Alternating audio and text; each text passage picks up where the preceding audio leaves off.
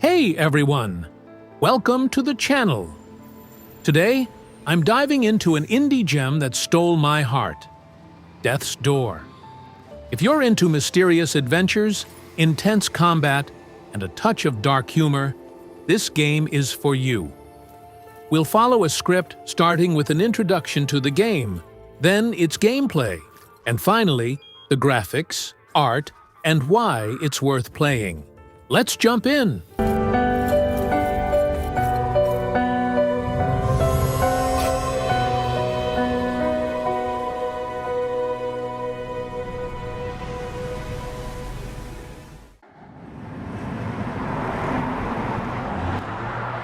First, let's set the stage for Death's Door.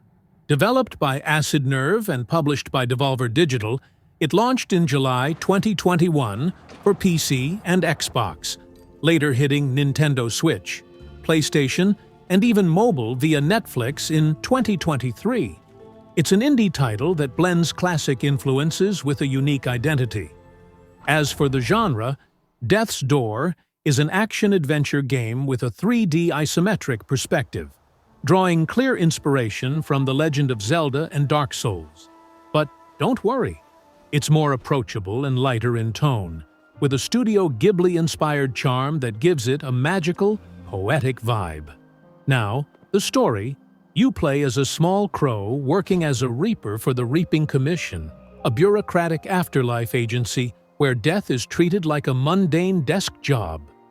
Your first task is to collect the soul of a stubborn monster who refuses to move on. But things go south when an ancient crow steals the soul, uncovering a larger conspiracy. You'll explore 3 dungeons to collect giant souls and open the Death's Door. Along the way, you learn the commission is tied to a deal with the Lord of Doors for immortality, leading to an epic showdown.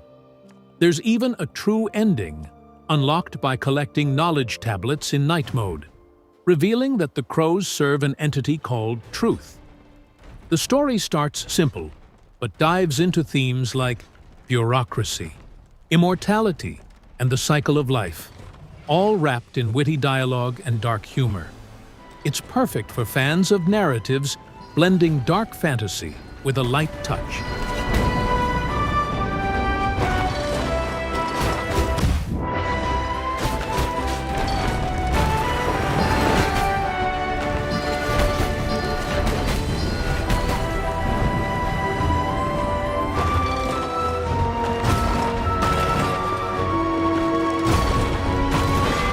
Moving on to the second point. The gameplay of Death's Door is where it truly shines. It's fluid, addictive, and combines exploration, puzzles, and combat in a semi-open world. You start with a basic sword and bow. Sword attacks chain into quick combos, while the bow is for ranged attacks. But its ammo recharges by hitting enemies with your sword, encouraging a balance between melee and ranged combat. As you progress, you unlock new weapons and magical abilities, like fire projectiles or bombs, which open new areas and combat strategies. Health is represented by just 4 points, 6 on mobile, and you heal by planting seeds in pots scattered across the map, which grow into healing plants. Checkpoints are doors to the afterlife, and if you die, you respawn at the nearest door without losing progress, making the game challenging but fair, without the harsh punishments of some Souls-like titles. Inspired by Zelda, there's plenty of exploration. You use new items to access blocked areas, solve environmental puzzles in dungeons, and collect souls from enemies and secrets to upgrade abilities like strength, speed, or magic. Boss fights are a highlight, with attack patterns that demand precise timing for dodges and counterattacks. It's not a massive game. You can finish it in about 10 to 15 hours. But it encourages replay to find secrets and the true ending. Overall, the gameplay is tight, with simple mechanics that deepen organically, making every victory satisfying. If you love dynamic combat and worlds full of surprises, you'll be hooked.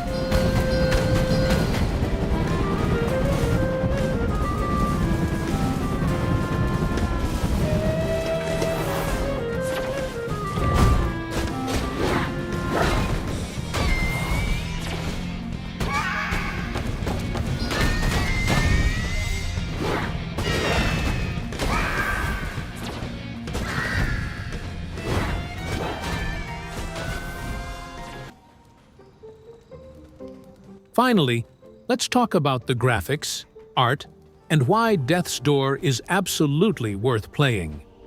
Visually, the game is a masterpiece.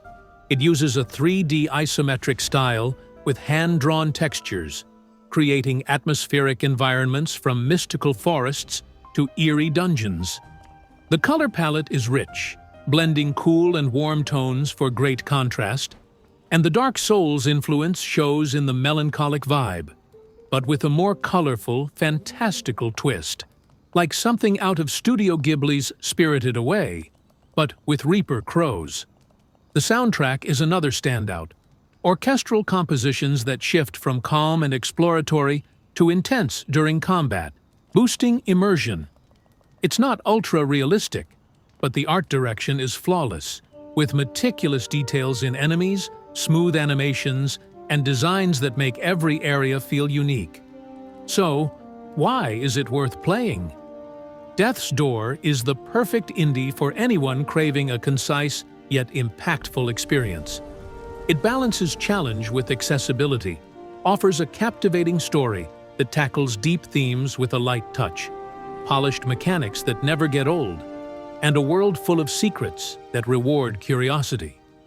It earned high praise, with strong Metacritic scores, awards like Best Indie at the 2021 Golden Joystick Awards, and acclaim for its simplicity and narrative innovation.